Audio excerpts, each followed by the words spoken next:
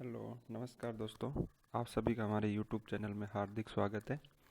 आज की इस वीडियो में अपन बात करेंगे करंट जीके के लिए, जो कि करंट जीके होगा अपना मंडे से लेके संडे तक का, यानी कि 20 अप्रैल से लेके 26 अप्रैल तक का। तो उसके अंदर जो भी इस सप्ताह के अंदर जो भी ऐसी कोई घटना घटी है या ऐसा कोई कार्य हुआ है जो अपने एग्ज़ाम की दृष्टि से महत्वपूर्ण है, उसके बारे में चर्चा करेंगे। तो चलिए शुरू करते हैं। सबसे पहले देखते हैं कि दक्षिण अफ्रीका जो क्रिकेट टीम है उसका निर्देशक बनाया गया है किसको? ग्रिम स्मिथ को। ग्रिम स्मिथ जो कि उनके क्या प्राचीन पुराने क्या कैप्टन है, पूर्व कप्तान रहे हुए हैं। तो उनको क्या बनाया गया है? इसका क्रिकेट टीम का क्या बनाया गया है? निदेशक बनाया गया है। और ये कब तक रहेंगे? 2022 तक रहेंगे। ठीक है। तो ग्रिम स्मिथ को दक्षिण अफ्रीका क्रिकेट टीम का क्या बनाया गया? निर्देशक बनाया गया। और ये कब तक रहेंगे? 2022 तक रहेंगे। ठीक है। इसके बाद में आगे देखते हैं अपन। तो आगे देखते हैं कि चेरनोबिल जो परमाणु संयंत्र है वो कहाँ पे? यूक्रेन में स्थित है। अब अपन यहाँ चेरनोबिल परमाणु संयंत्र के बारे में क्यों पढ़ रहे हैं? तो चेरनोबिल जो परमाणु संयंत्र है उसके जंगलों के पास क्या लगी है? आग लगी है। क्या लगी है वहाँ पे? आग लगी है उसके जंगलों के पास में। तो इसके लिए उसको क्या खतरा है, इस वजह से ये सुर्खियों में है। तो ये कहाँ पर है? चेरनोबिल परमाणु संयंत्र यूक्रेन में है, और उसके पास में जो जंगल है वहाँ पे क्या लगी हुई है? आग लगी हुई है, जिसके कारण ये सुर्खियों में है। इसके बाद में अपन आगे चर्चा करें तो आगे देखते हैं। तो इसमें क्या विश्व धरोहर दिवस जो कि कब मनाया गया? 18 अप्रैल को मनाया गया। कब मनाया गया? 18 अप्रैल को मनाया गया। इस दिवस की घोषणा है वो सबसे पहले कब की गई? नवंबर 1983 में की गई। कब की गई? नवंबर 1983 में। अब बात आई कि विश्व धरोहर दिवस किसके द्वारा मनाया जाता है? तो ये यूनेस्को के द्वारा मनाया जाता है। अब बात यह है कि 18 अप्रैल को क्यों मनाया जाता है? तो सर्वप्रथम 18 अप्रैल 1978 को क्या 12 स्थलों को सर्वप्रथम विरासत स्थलों की सूची में शामिल किया गया था। कब? 18 अप्रैल 1978 को। और इस वजह से नवंबर 1983 में क्या मनाया जाता है? विश्व धरोहर दिवस की घोषणा की गई, और ये 18 अप्रैल को मनाया जाता है। तो याद रखना, विश्व धरोहर दिवस 18 अप्रैल को यूनेस्को के द्वारा मनाया जाता है। ठीक है। इसके बाद में आगे अपन बात करें आगे वाले क्वेश्चन के बारे में। तो क्या किसान रथ मोबाइल ऐप किसकी शुरुआत की है? किसान रथ मोबाइल ऐप लॉन्च किया गया है। ये किस लिए किया गया है? तो जो किसानों को जो दिक्कत आ रही है लॉकडाउन की वजह से, वो अपनी फसल को मंडी तक नहीं ले जा पा रहे, उनको उचित मूल्य नहीं मिल पा रहा, तो उसकी वजह से उन कृषि उपज की ढुलाई के लिए किसान रथ मोबाइल ऐप लॉन्च किया गया है, जिसके द्वारा गवर्नमेंट खुद व्यवस्था करेगी साधन की, जिसके द्वारा किसान क्या अपनी उपज को मतलब अच्छे दामों पे, सही दामों पे बेच सके। ठीक है। इसके बाद में बात करें कि राजस्थान जो अपना राज्य है वो भारत में एंटीबॉडी टेस्ट शुरू करने वाला पहला राज्य बन गया है। एंटीबॉडी टेस्ट शुरू करने वाला पहला राज्य। एंटीबॉडी टेस्ट कोरोना के लिए हो रही है। कोरोना टेस्टिंग अलग होती है, एंटीबॉडी टेस्टिंग हो रही है मतलब एंटीबॉडी की, मतलब शरीर में की रोग प्रतिरोधक क्षमता कैसी है उसकी टेस्टिंग शुरू की है सबसे पहले कौन से राज्य ने? राजस्थान ने शुरू की है। इसके बाद में आगे वाला अपन क्वेश्चन देखें। इसके अंदर आगे वाले क्वेश्चन में बात करें तो जो भारतीय अमेरिकी सांसद, मतलब भारतीय अमेरिकी मतलब भारतीय मूल का जो सांसद है रो खन्ना यूएसए में, उनको वहाँ की जो कोरोना सलाहकार परिषद है उसमें शामिल किया गया। किसको? रो खन्ना को। इसके अलावा बात करें कि 19 अप्रैल को और क्या महत्वपूर्ण था, तो भारत ने जो अपना पहला उपग्रह आर्यभट्ट आर्यभट्ट उपग्रह है, भारत का जो पहला उपग्रह था, उसको 19 अप्रैल 1975 को प्रक्षेपित किया गया था। कब किया गया था? 19 अप्रैल को। इस वजह से ये अभी फिलहाल सुर्खियों में है। इसके अलावा इसको अगर पूछा जाए डीपली, अगर ये क्वेश्चन पूछा जाता है तो कैसे पूछा जा सकता है? तो ये पूछा जा सकता है कि रॉकेट किसके द्वारा भेजा गया? तो जो रॉकेट है उसका नाम क्या है? Cosmos 3M। और ये रॉकेट किस देश की थी? रूस की सहायता से। यानी कि कॉस्मोस 3M किसकी थी? रूस की थी। उसकी सहायता से भारत ने अपना पहला उपग्रह भेजा था आर्यभट्ट। वो कहाँ प्रक्षेपित किया था? ठीक है। इसके बाद में आगे अपन बात करें आगे वाले क्वेश्चंस की। तो आगे वाले क्वेश्चंस में देखते हैं कि भारत का जो सबसे बड़ा क्वारंटाइन सेंटर है, भारत का सबसे बड़ा क्या क्वारंटाइन सेंटर है, वो कहाँ पर है? ये है नरेला, दिल्ली में। कहाँ पर है? नरेला, दिल्ली में है। और ये जो इसकी क्षमता कितनी है? इसकी 1250 लोगों की क्षमता है, यानी कि यहाँ पे एक साथ कितने लोग रह सकते हैं? 1250 लोग रह सकते हैं। अब ये सबसे बड़ा क्वारंटाइन सेंटर तो है ही, लेकिन ये फिलहाल चर्चा में क्यों आया? तो चर्चा में ये इसलिए आया क्योंकि अभी आपने भी न्यूज़पेपर्स में पढ़ा होगा या न्यूज़ चैनल्स में देखा होगा। तो जो तबलीगी जमात के जो लोग थे उन्होंने उनको यहाँ पे रखा गया था। तो उन्होंने नर्सों के साथ, स्वास्थ्य कर्मियों के साथ क्या बदसलूकी की। तो यहाँ की जो कमान है वो सेना ने अपने हाथ में ले ली। मतलब यहाँ पर अब किसको लगा दिया गया है? डॉक्टर और स्वास्थ्य कर्मियों की जगह सेना के डॉक्टर और उनको लगा दिया गया है। यानी कि सेना ने यहाँ की अपनी कमान है वो अपने हाथों में ले ली। ठीक है। इसके अलावा बात करें कि सी गार्ड वेबसाइट। तो जो सिगार्ड वेबसाइट है ये छत्तीसगढ़ राज्य ने स्टार्ट की है। किसने की है? छत्तीसगढ़ राज्य ने स्टार्ट की है। और छत्तीसगढ़ जो राज्य है उसने स्टार्ट की है ये सिगार्ड वेबसाइट है क्या? तो ये जो फल और सब्जियां वगैरह हैं तो लॉकडाउन की वजह से लोगों तक पहुंच नहीं पाती, तो इसलिए डोर टू डोर कैंपेन कर रहे हैं। मतलब डोर टू डोर क्या, फल सब्जियां वगैरह जो ज़रूरतमंद जो चीज़ें होती हैं वो लोगों को उनके घरों तक पहुंचा रही है। कौन? छत्तीसगढ़ राज्य सरकार। और उस वेबसाइट का क्या नाम है? सिगार्ड वेबसाइट है। इसके अलावा बात करें अपन किसके बारे में? करतारपुरा साहिब के बारे में। तो करतारपुरा जो साहिब कॉरिडोर है वो अभी फिलहाल अभी अपन ने देखा था कि नवंबर में ये बन के तैयार हुआ था। नवंबर 2019 में पीएम मोदी ने इसके द्वारा क्या किया गया था? इसका उद्घाटन किया गया था। तो करतारपुरा गुरुद्वारा साहिब कहाँ? पाकिस्तान में है। पाकिस्तान में अभी ये हाल फिलहाल, क्योंकि नवंबर 2019 की घटना मतलब चर्चा में था, लेकिन ये वापस से फिर क्यों आया? तो यहाँ पे चर्चा में आने का कारण है कि आंधी के कारण इसके जो गुम्बद है वो गिर गए। अभी पाकिस्तान में बहुत तेज आंधी आई, उसकी वजह से इसके जो गुम्बद थे वो नष्ट हो गए। इसकी वजह से ये फिलहाल चर्चा में बना हुआ है। इसकी स्थापना कब हुई? 1504 ईस्वी में। कब होती है? 1504 ईस्वी में। कौन करता है? गुरु नानक जी। तो करतारपुरा साहिब गुरुद्वारा की स्थापना किसके द्वारा की गई? गुरु नानक जी के द्वारा 1504 ईस्वी में की गई थी। इसके अलावा इसको क्या अभी कॉरिडोर बनाया गया जो करतारपुरा कॉरिडोर कहलाता है। कितने किलोमीटर का है वो? 4.7 किलोमीटर का है। और इस कॉरिडोर के बीच में कौन सी नदी आती है? रावी नदी आती है। कौन सी नदी आती है? रावी नदी आती है। और ये कहाँ से कहाँ तक है? तो ये डेरा बाबा जो कि पंजाब में है, डेरा बाबा साहिब से लेके करतारपुरा साहिब तक का जो कॉरिडोर है 4.7 किलोमीटर का है, उसका ये बनाया गया है करतारपुरा कॉरिडोर, जो कि सिख धर्म के लिए महत्वपूर्ण है। तो उसके लिए खोला गया। तो फिलहाल चर्चा में होने के कारण क्या? आंधी के कारण यहाँ क्या गुम्बद गिर गए। इसके बाद में अपन आगे बात करें तो आगे वाले में अपन बात करें कि यूपी सरकार ने वहाँ के मजदूरों के लिए क्या किया है। तो यूपी सरकार ने क्या किया है? यूपी सरकार ने वहाँ के मजदूरों को राज्य में रोजगार, यानी कि यूपी के जो खुद यूपी के जो मजदूर हैं उनको यूपी में ही जॉब देने के लिए एक समिति का गठन किया है योगी आदित्यनाथ ने। और इसके अध्यक्ष किसको बनाया गया है? तो इसका अध्यक्ष है वो किसको? आलोक सिन्हा को बनाया गया है। किसको बनाया गया है? आलोक सिन्हा को बनाया गया है इसका अध्यक्ष। ठीक है। इसके बाद में आगे अपन बात करें आगे वाले क्वेश्चन में तो आगे वाले क्वेश्चन में बात करें तो इसके अंदर बात करके देखें तो इजराइल में सोशल डिस्टेंसिंग के साथ पीएम बेंजामिन नेतन्याहू जो कि मोदी जी के खास मित्र हैं, उनको के खिलाफ विरोध प्रदर्शन हो रहा है। अब इस लॉकडाउन में मतलब इस कोरोना महामारी के अंदर भी वहाँ पे विरोध प्रदर्शन हो रहा है, लेकिन इस विरोध प्रदर्शन की सबसे खास बात यह है कि इसमें सोशल डिस्टेंसिंग का पूरा ख्याल रखा जा रहा है, यानी कि लोगों के मास्क लगे हुए हैं और उनके बीच में 1 से 1.5 मीटर की दूरी है हर 2 लोगों के बीच में। तो इस वजह से ये चर्चा में बना हुआ है। विरोध प्रदर्शन क्यों किया जा रहा है? क्योंकि जो पीएम बेंजामिन है उनके ऊपर क्या भ्रष्टाचार का आरोप लगा हुआ है। वो दोबारा पीएम बनना चाह रहे हैं, अभी दोबारा उनके चुनाव हैं तो उसमें पीएम बनना चाह रहे हैं और लगभग उम्मीद जताई जा रही है कि वो बन जाएंगे, इसलिए उनके खिलाफ क्या हो रहा है? विरोध प्रदर्शन हो रहा है। इसके बाद में बात करेंगे डब्ल्यूएचओ के रवैये की।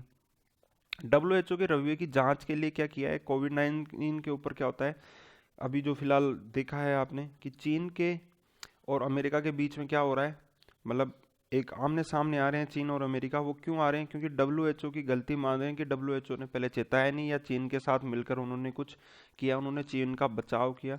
और इस रवैये के लिए यूएसए ने मतलब अमेरिका ने तो अपनी आवाज़ उठाई है, लेकिन अमेरिका के साथ देने के लिए किसने आवाज़ उठाई? ऑस्ट्रेलिया ने भी आवाज़ उठाई। ऑस्ट्रेलिया ने भी कहा है कि इस चीज़ के बारे में क्या चर्चा होनी चाहिए, एक जांच होनी चाहिए निष्पक्ष, और जो भी दोषी हो उसको सज़ा मिलनी चाहिए, क्योंकि इतनी बड़ी महामारी फैल गई।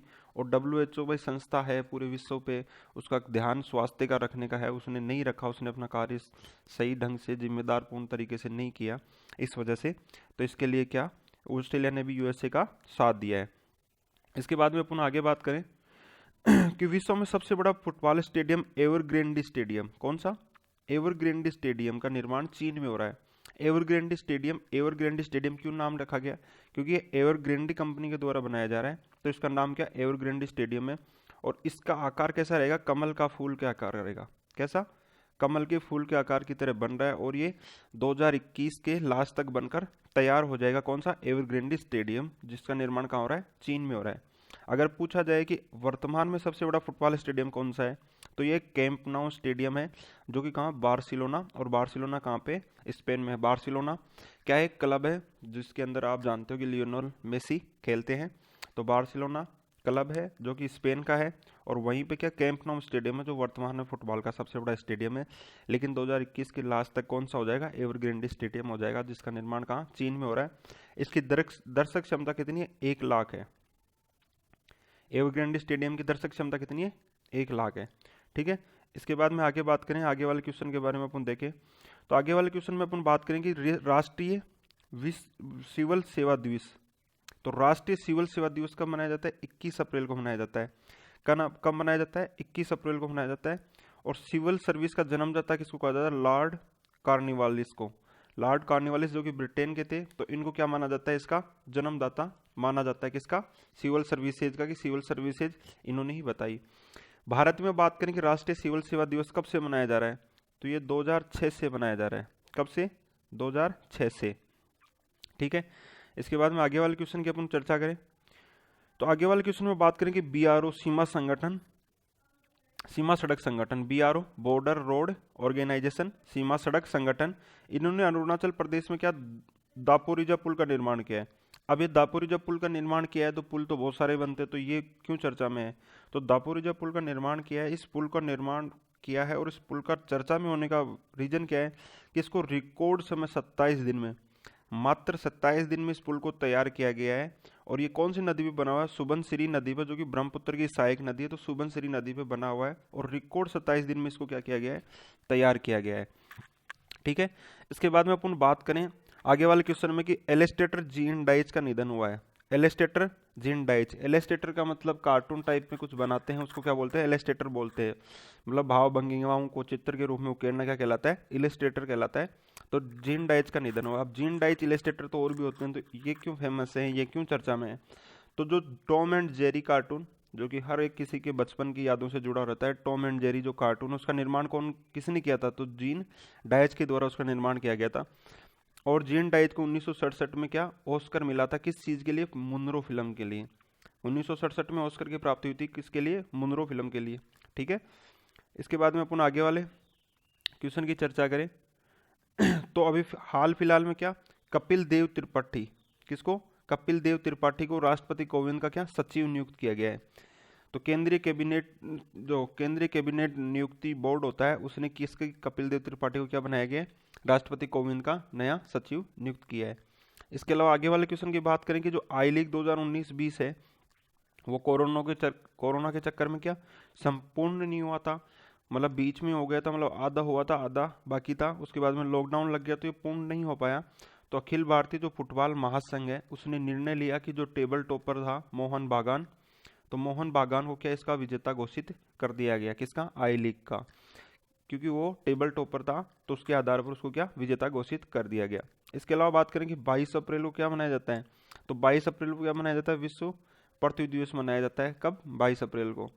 लेकिन इसके अंदर इंपॉर्टेंट ये नहीं कि 22 अप्रैल को विश्व पृथ्वी दिवस, क्योंकि ये सबको आता है। आजकल क्वेश्चन किस चीज़ से पूछा जाता है कि थीम क्या है, तो 2020 की जो थीम है वो क्या है, क्लाइमेट एक्शन। याद रखना क्या, क्लाइमेट एक्शन क्या है, इसकी थीम है, किसकी, विश्व पृथ्वी दिवस की 2020 की थीम क्या है, क्लाइमेट एक्शन, जलवायु कार्यवाही।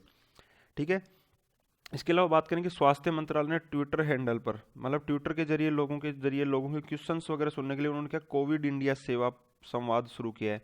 कौन सा, कोविड इंडिया सेवा, जो कोरोना के ऊपर अब आपकी जितनी भी जिज्ञासाएं हैं, जितने भी क्वेश्चंस हैं, वो अगर आप पूछोगे तो जो भारतीय के स्वास्थ्य मंत्रालय है, केंद्रीय मंत्रालय है, वो इनके बारे में आपको क्या जानकारी उपलब्ध करवाएगा। तो स्वास्थ्य मंत्रालय, जो डॉक्टर हर्षवर्धन स्वास्थ्य मंत्री हैं, उन्होंने क्या कोविड इंडिया सेवा संवाद प्रोग्राम शुरू किया है, कहाँ पर, ट्विटर पर। ठीक है, इसके अलावा बात करेंगे संयम ऐप। तो जो संयम ऐप है वो पुणे शहर के नगर निगम द्वारा, किसके द्वारा, पुणे शहर के नगर निगम के द्वारा क्वारंटाइन जो नागरिक है, जिनको अलग से, जिनमें लक्षण उपस्थित रहे हैं या जो कहीं बाहर से यात्रा करके आए हैं, तो उनको जो 14 दिन का आइसोलेशन में रखा जाता है।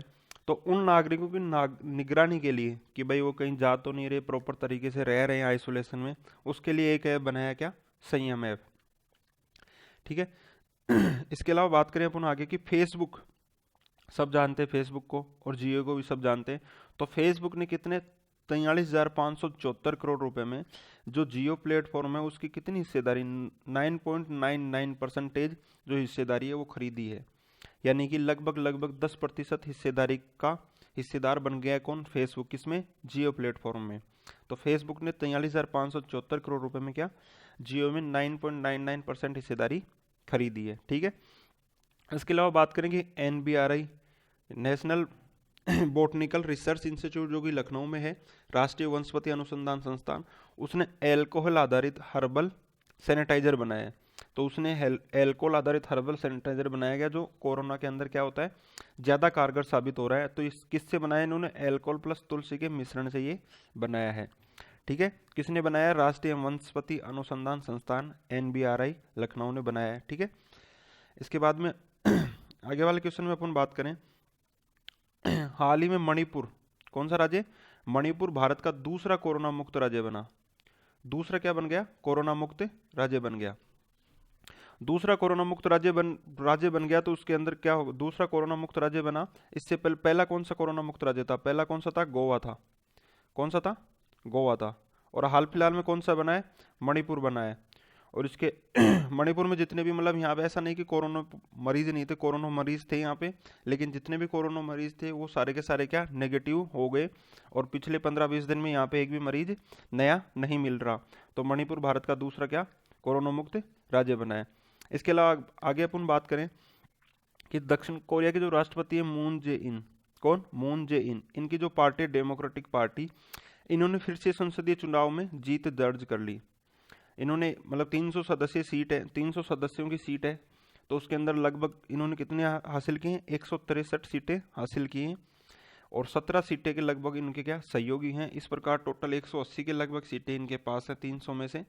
तो ये फिर से दोबारा राष्ट्रपति बन जाएंगे, किसके? दक्षिण कोरिया के। अब ये चर्चा में क्यों है कि राष्ट्रपति के चुनाव हुए हैं? एक तो कोरोना के अंदर करवाए गए, इसलिए भी ये सुर्खियों में। दूसरा कारण ये है कि इन्होंने जब चुनाव करवाए तो इन्होंने प्रत्येक व्यक्ति की क्या स्क्रीनिंग कर ली। मतलब वहाँ पे सबसे बड़ा फायदा क्या हुआ कि स्क्रीनिंग कर ली कि चुनाव हुए तो चुनाव में मतदान करने गए, सबसे ज़्यादा मतदान हुआ आज तक का उसके। तो जब मतदान बूथ पे जब मतदान करने गया व्यक्ति तो उसकी स्क्रीनिंग कर ली गई, और जिसमें लक्षण वगैरह दिखे थोड़े बहुत तो उसको अलग से दूसरे बूथ पे ले जाया गया और उसकी फिर कोरोना की जांच की गई। तो इस प्रकार ये क्या सुर्खियों में बना हुआ है। अब आप सोचोगे कि भारत में भी ऐसा कर देना चाहिए। तो भारत में और दक्षिण कोरिया में रात दिन का अंतर है। वहाँ दक्षिण कोरिया एक छोटा सा देश है, बहुत कम जनसंख्या है, जबकि भारत के अंदर चुनाव में कितना खर्चा हो जाता है और फिर लोग समझते भी नहीं आके। ठीक है, इसके अलावा आगे बात करें अपन तो अमेरिका ने ग्रीन कार्ड जारी करने पर 60 दिन की पाबंदी लगा दी है। 60 दिन की रोक लगा दी किसने? अमेरिका ने। 60 दिन की रोक किसने लगाई? अमेरिका ने लगाई। किस पे? ग्रीन कार्ड पे। अब ग्रीन कार्ड होता क्या है? तो ग्रीन कार्ड क्या होता है कि जैसे अपन भारतीय हैं तो अपन जाकर अमेरिका में बसें और अपन वहाँ के स्थायी निवासी बनना चाहें तो उसके लिए वो क्या देता है? अपने को ग्रीन कार्ड देते हैं कि वहाँ पे स्थायी निवास के लिए इन्हें अमेरिका की नागरिकता के तौर पे वहाँ पे अपन रह सकें, उसके लिए क्या जारी करता है? ग्रीन कार्ड जारी करता है। तो उस पर क्या लगा दिया? 60 दिन की रोक लगा दी है डोनाल्ड ट्रंप ने। अब वो क्यों लगाई? क्योंकि वहाँ पे बेरोजगारी बहुत ज़्यादा बढ़ गई। प्रत्येक 6 व्यक्ति में से एक व्यक्ति वहाँ क्या हो रहा है? बेरोजगार हो गया है कोरोना महामारी के चक्कर में, जो लॉकडाउन चला उसकी वजह से। तो इसलिए अमेरिका ने ये कदम उठाया है कि अमेरिका के लोग बेरोजगार ना हो, इसलिए उन्होंने क्या 60 दिन की रोक लगा दी है। इसके अलावा बात करें कोरोना लॉकडाउन के चक्कर में टोक्यो ओलंपिक जो कि 2020 में होना था उसको बढ़ाकर कितना कर दिया गया है? 23 जुलाई से 8 अगस्त 2021 कर दिया गया है। ये चर्चा में फिर से क्यों इनको, जबकि पहले हो चुका था, ये आगे बढ़ा दिया गया था? ये चर्चा में इसलिए है कि ओलंपिक महासंघ के अध्यक्ष थे, उन्होंने कहा कि जो टोक्यो ओलंपिक का जो खर्चा हुआ है 2020 में वह जो तैयारियों पे, तो उसका जो खर्चा है वो कौन है वहन करेगा? तो वो जापान सरकार वहन करेगी, टोक्यो ओलंपिक जो संघ है वो वहन करेगा। तो इस पे बहसबाजी होगी। बाद में उन्होंने, अध्यक्ष ने माफ़ी मांगी कि नहीं, ओलंपिक संघ भी उनके साथ मिलकर इस खर्चे को वहन करेगा। तो इसलिए ये चर्चा में बना हुआ है। इसके अलावा बात करें कि केंद्रीय कैबिनेट ने महामारी अधिनियम 1897, जो केंद्रीय कैबिनेट है उसने महामारी अधिनियम 1897 है उसमें संशोधन करके स्वास्थ्य कर्मियों के खिलाफ हिंसा को क्या माना है? अपराध माना है।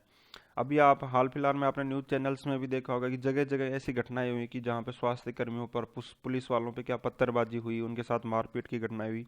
तो उस चीज़ को मद्देनजर रखते हुए केंद्रीय कैबिनेट ने क्या महामारी अधिनियम जो 1897 था उसमें संशोधन करके एक नई चीज़ जोड़ दी, और वो क्या जोड़ दी कि स्वास्थ्य कर्मियों के खिलाफ कोई भी हिंसा होगी तो उसको अपराध माना जाएगा, और उनके जो घायल हो जाएंगे तो उनको 5 साल तक की सज़ा और 2 लाख रुपए तक का जुर्माना भुगतना पड़ेगा। इसके अलावा बात करें कि पीएम किसान, प्रधानमंत्री किसान योजना है, वो कैसी योजना? तो ये एक आर्थिक सहायता योजना है। पीएम किसान योजना हाल फिलहाल में शुरू क्यों है, क्योंकि कोरोना महामारी के चक्कर में जो आर्थिक सहायता जो 2-2 हज़ार रुपये दे रहे थे प्रधानमंत्री जी किसानों को, 3 किस्तों के अंदर 6,000 रुपये देने थे, उसको उन्होंने क्या एक साथ दे दिए 6,000 रुपये। तो ये पीएम किसान योजना इस वजह से चर्चा में है, और ये कैसी एक आर्थिक सहायता योजना है। ठीक है, इसके बाद में आगे अपन चर्चा करें जो विश्व खाद्य कार्यक्रम है, WFP वर्ल्ड फूड प्रोग्राम, तो इसने क्या कहा है कि जो अभी कोरोना लॉकडाउन, जो कोरोना महामारी के चक्कर में जो लॉकडाउन लगा हुआ है, तो जब ये ख़त्म होगा, जब कोरोना का प्रभाव कम कर लेंगे, तो उसके बाद में जो भुखमरी है वो बहुत भयंकर तरीके से बढ़ने वाली है, भुखमरी आ जाएगी पूरे विश्व में। उसकी चेतावनी जारी की है किसने, विश्व खाद्य कार्यक्रम ने। अब बात करें विश्व खाद्य कार्यक्रम के बारे में, तो इसकी स्थापना क्या 1961 के अंदर हुई थी। ये भी यूएन का ही एक पार्ट है, और इसका जो मुख्यालय वो रोम इटली में है। और आपको पता भी होगा कि इटली के अंदर सर्वाधिक ज़्यादा मौतें हुई थी, सबसे ज़्यादा जो मतलब मृत्यु दर है वो कोरोना के चक्कर में कहाँ पे थी, रोम इटली में है। इसके अलावा आगे बात करें अपन आगे वाले क्वेश्चंस की, तो जो G20 देश है उनके कृषि मंत्रियों की हाल ही में बैठक हुई, और वो बैठक कहाँ हुई, सऊदी अरब में हुई। इसकी अध्यक्षता किसने की, अब्दुल रहमान अल्फाजली ने। किसने, अब्दुल रहमान अल्फाजली। ये कौन है, ये सऊदी अरब के कृषि मंत्री है। तो G20 की जो कृषि मंत्रियों की बैठक होती है हर वर्ष होती है, तो इसकी विशेषता यही है कि जहाँ पे बैठक होनी होती है सऊदी अरब रियाद में जहाँ भी होगी, जैसे भारत में होगी, तो इसकी अध्यक्षता कौन करेगा, अगर भारत में हो रही है तो भारत का कृषि मंत्री करेगा, सऊदी अरब में हुई है तो सऊदी अरब का कृषि मंत्री अब्दुल रहमान अल्फाजली करेगा। तो इस बार जो ये बैठक हुई है वो किसके द्वारा हुई है, ये वीडियो कॉन्फ्रेंसिंग के द्वारा हुई है। ये कोरोना लॉकडाउन चल रहा था, इस वजह से किसके द्वारा हुई है, ये वीडियो कॉन्फ्रेंसिंग के द्वारा हुई है। और G20 की जो स्थापना वो कब हुई थी, 1999 में हुई थी। G20 कब स्थापना कब हुई थी, 1999 में हुई थी। ठीक है, आगे वाले क्वेश्चन की अपन चर्चा करें तो भारतीय अर्थव्यवस्था है उसका पुनरुद्धार के लिए, कि जो भारतीय अर्थव्यवस्था है उसके अंदर अभी फिलहाल इतना ज़्यादा लॉकडाउन की वजह से जो अर्थव्यवस्था में गिरावट आई है, आपने देखा है कि हर जगह जो भारत की अर्थव्यवस्था जो या GDP है वो लगभग 2 से ऊपर कोई नहीं बता रहा, कोई 1.9 का आकलन कर रहा है, कोई 1.6 का कर रहा है। लेकिन फिर भी भारतीय जो अर्थव्यवस्था है पूरे विश्व में सबसे ज़्यादा है, और पॉजिटिव सिर्फ पूरे विश्व में 2 ही अर्थव्यवस्थाएं हैं, एक चीन की है उसकी 1.3 के लगभग बता रहे हैं, और एक भारत के 1.9 के लगभग बता रहे हैं, बाकी सबकी नेगेटिव चली गई कोरोना महामारी के चक्कर में।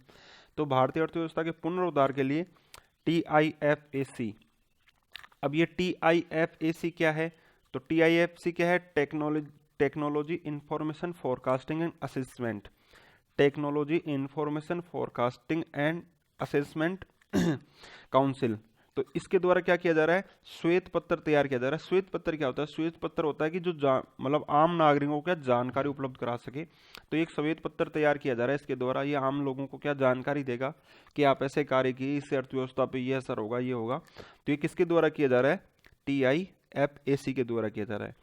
इसके अलावा हाल ही में जो ईरान है उसने अपना एक नूर नामक सैन्य उपग्रह लॉन्च किया है। कौन सा उपग्रह, सैन्य उपग्रह, उसका नाम क्या है, नूर। और नूर का अगर उर्दू में देखें या तो क्या अर्थ होता है, नूर का मतलब होता है रोशनी। तो ईरान ने जो नूर नामक सैन्य उपग्रह है वो लॉन्च किया है। इसके अलावा बात करेंगे 24 अप्रैल को अभी प्रधानमंत्री मोदी जी ने क्या किया था, जो ग्राम पंचायत थी उनके जो मुखिया थे उनके सरपंचों के साथ क्या थी, वीडियो कॉन्फ्रेंसिंग की थी। तो उसी में 24 अप्रैल को उन्होंने क्या, ग्राम स्वराज्य ऐप शुरू किया। ग्राम स्वराज्य ऐप, इसके द्वारा क्या करेंगे, इसके द्वारा एक ग्राम पंचायत दूसरी ग्राम पंचायत के साथ आपसी सामंजस्य बैठा के एक अच्छा कार्य, एक अच्छा विकासात्मक कार्य करे, इसके लिए ये ऐप लॉन्च किया गया है। इसके अलावा बात करें आगे वाले क्वेश्चन की, कि भारत ने अपनी पहली कोविड-19 मोबाइल लैब का मतलब होता है कि वैन के द्वारा एक जगह से दूसरी जगह जा सके, मतलब एक मोबाइल मतलब एक वैन के अंदर, एक गाड़ी के अंदर पूरी लेबोरेटरी है जो एक जगह से दूसरी जगह जा सकती है। इसके अंदर ये इसलिए क्योंकि इसका जो संक्रमण है कोविड-19 का, तो वो क्या ज़्यादा तेज़ फैलता है, इस वजह से लोग जहाँ हैं उनका वहीं पर परीक्षण कर लिया जाए, इसलिए ये मोबाइल लैब रक्षा मंत्री जो कि राजनाथ सिंह जी उनके द्वारा हाल ही में लॉन्च की गई 25 अप्रैल को। अब ये लैब है वो किसके द्वारा तैयार की गई, तो ये DRDO, ICMR और हैदराबाद मेडिकल कॉलेज, इन तीनों के द्वारा तैयार की गई, इन तीनों के द्वारा मिलकर इस लैब को तैयार किया गया है। और इस लैब को मात्र और मात्र कितने 15 दिन के अंदर तैयार किया गया है। वैसे इसमें टाइम खूब लगता है, लेकिन उन्होंने मात्र 15 दिन में ये लैब तैयार कर दी, और ये प्रतिदिन लगभग कितने 1000 टेस्ट कर सकती है। कितने टेस्ट कर सकती है एक दिन में, लगभग 1000 टेस्ट कर सकती है मोबाइल लैब। ठीक है, इसके अलावा आगे बात करें आगे वाले क्वेश्चंस की, तो केंद्रीय मानव संसाधन मंत्री है जो कि रमेश निशंक पोखरियाल है, उन्होंने विद्यादान 2.0 की शुरुआत की है। विद्यादान 2.0 की शुरुआत की है। अब विद्यादान 2.0 पहले विद्यादान शुरू कर दिया गया था लॉकडाउन में, उसके बाद में उसमें कुछ संशोधन करके विद्यादान 2.0 की शुरुआत की है। अब विद्यादान 2.0 क्या है, तो इसके अंदर कोई भी व्यक्ति है जो अपने विषय की विशेषज्ञता रखता है, वो इस लॉकडाउन के चक्कर में जैसे सरकारी स्कूल्स वगैरह हैं उनके बच्चे पढ़ नहीं पा रहे, तो उसकी वजह से वो अपना वीडियो कॉन्फ्रेंसिंग यानी कि अपना वीडियो या ऑडियो या कुछ भी अपने नोट्स वगैरह वो क्या भारत सरकार को प्रोवाइड करवाए, और भारत सरकार फिर उस चीज़ को कहाँ पे बच्चों को प्रोवाइड करवाएगी। तो ये है विद्यादान, विद्या का दान। मतलब आप किसी विषय में विशेषज्ञता है आपको, तो आप उसका वीडियो बनाइए या ऑडियो बना के उसको उस टॉपिक को समझाते हुए आप भारत सरकार को उपलब्ध करवाइए और भारत सरकार उन बच्चों तक पहुँचाएगी। ठीक है। इसके बाद में बात करेंगे जो भारत की पहला कोरोना टेस्टिंग किट है, जो भारत की पहली कोरोना टेस्टिंग किट है वो आईआईटी दिल्ली ने बनाई है। अभी तक जो टेस्टिंग किट है वो कहाँ से आ रही थी, अपने चीन से मंगा रहे थे या साउथ कोरिया से मंगा रहे थे, लेकिन अब आईआईटी दिल्ली ने क्या किया, भारत की खुद की स्वदेशी क्या टेस्टिंग किट बना ली है। तो इसकी लागत भी कम आएगी और ये रिजल्ट भी ज़्यादा जल्दी देगी। और जो ब्रिटेन है उसने क्या जो कोरोना टीके है उसका सबसे पहले मानव परीक्षण शुरू कर दिया है। तो मानव परीक्षण शुरू करने वाला देश कौन सा है, ब्रिटेन है। और ब्रिटेन की जो सरकार है वो कह रही है कि ये जो टीका है उसकी संभावना है कि 80% क्या हो जाएगा, सफल हो जाएगा, यानी कि कोरोना की वैक्सीन बन जाएगी। देखिए अभी इसका रिजल्ट आएगा तब पता चलेगा कि क्या होगा ये। और इस कोरोना का नाम क्या है, CHADOX1NCOV19, ये इसका क्या टीके का नाम है। लेकिन आपको ये टीके का नाम तो याद हो या ना हो, लेकिन ये चीज़ ज़रूर याद रखना कि कोरोना का जो प्रथम टीके का जो मानव परीक्षण है वो किसने शुरू किया है, तो किसने किया है, ब्रिटेन ने किया है। ठीक है। इसके अलावा आगे अपन बात करें आगे वाले क्वेश्चंस की, तो आगे वाले क्वेश्चन में देखेंगे तो विश्व मलेरिया दिवस है वो कब मनाया जाता है, 25 अप्रैल को। अब ये जो दिवस है वो क्यों मनाया जाता है, तो ये मलेरिया के मतलब मलेरिया के खिलाफ क्या एक जागरूकता लाने के लिए, लोगों में जागरूकता फैलाने के लिए मनाया जाता है। और इस बार 2020 की जो थीम है वो क्या है, zero malaria starts with me. Zero malaria starts with me, ये इसकी थीम है। तो विश्व मलेरिया दिवस 25 अप्रैल को और इसकी थीम क्या है, zero malaria starts with me. ठीक है। इसके अलावा बात करेंगे जो उत्तर प्रदेश है, यूपी है, वो वर्चुअल अदालतों के जरिए सुनवाई करने वाला देश का क्या है, पहला राज्य बना है। वर्चुअल अदालतों मतलब वीडियो कॉन्फ्रेंसिंग के जरिए वहाँ सुनवाई हो रही है, फैसले आ रहे हैं और न्याय मिल रही है लोगों को। वर्चुअल अदालतें मतलब वीडियो कॉन्फ्रेंसिंग के जरिए। तो ये भारत का कैसा पहला राज्य बना है जहाँ पे वीडियो कॉन्फ्रेंसिंग के द्वारा अदालतों में सुनवाई हो रही है। इसके अलावा बात करेंगे 24 अप्रैल को अपन ने अभी देखा था कि ग्राम स्वराज्य ऐप का लॉन्च होता है। उसी के साथ एक ऐप और लॉन्च की गई थी, कौन सी, स्वामित्व ऐप।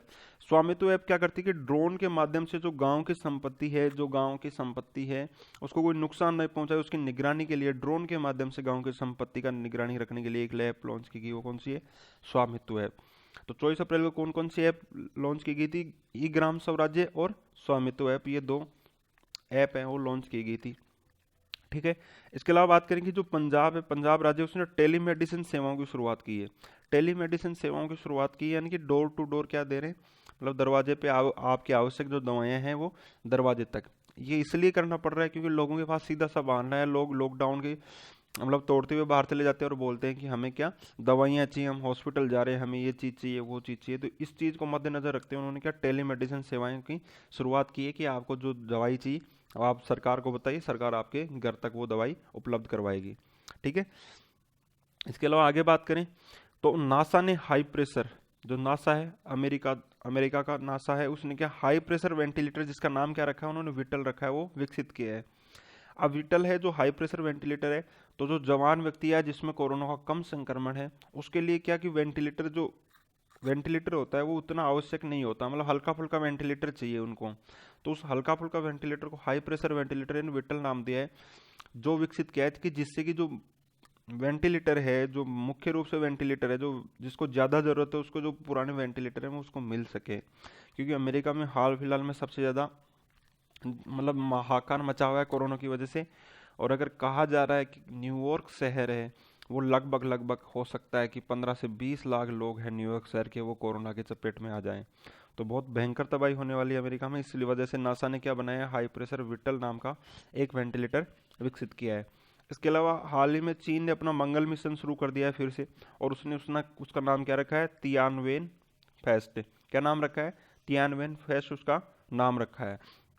इसके अलावा जो टाटा ट्रस्ट है, टाटा ट्रस्ट ने क्या किया है, 5 कदम कोरोना मुक्त जीवन अभियान की शुरुआत की है। किसकी, 5 कदम कोरोना मुक्त जीवन अभियान शुरू किया है, और ये गांव में शुरू किया गया है। कहाँ पे किया गया है, गांव में शुरू किया है। गांव में लोगों को जागरूकता फैलाने के लिए 5 कदम का मतलब कि एक व्यक्ति से दूसरे व्यक्ति के बीच में 5 कदमों की दूरी रखिए, जिससे आपका जीवन कोरोना मुक्त रहे। तो ये किसके द्वारा चलाया गया, टाटा ट्रस्ट के द्वारा। इसके अलावा बात करेंगे दक्षिण कोरिया ने होम क्वारंटाइन नियमों की जो पालना नहीं करते उसको तोड़ रहे हैं, उनको ध्यान में रखते हुए उन्होंने क्या किया है कि हाथ पर क्या बांध रहे हैं, इलेक्ट्रॉनिक रिस्ट बैंड बांधने की घोषणा की है कि जो भी आदमी है अगर उसको होम क्वारंटाइन रखा गया है लेकिन वो घर छोड़कर बाहर जा रहा है तो उसको क्या किया गया है, उसको इलेक्ट्रॉनिक रिस्ट बैंड बांधी गई है। तो उस रिस्ट बैंड से क्या होगा कि उसका जो जीपीएस के द्वारा है या तो उसके द्वारा उसको क्या, गवर्नमेंट को पता चल जाएगा कि अमुक व्यक्ति है वो अपनी जगह नहीं रह रहा, वो अपना मतलब क्वारंटाइन का पालन नहीं कर रहा, वो बाहर जा रहा है। इस प्रकार दोस्तों अपन ने बात की है 20 अप्रैल से लेकर 26 अप्रैल तक के करंट जीके के बारे में। तो ऐसे अपन आगे वाले हफ्ते के लिए भी लेके आते रहेंगे। आप ज़्यादा से ज़्यादा हमारे चैनल को सब्सक्राइब करें, वीडियो को अपने दोस्तों के पास शेयर करें, लाइक करें और कमेंट करें, अपने सुझाव हमें दें। थैंक यू दोस्तों।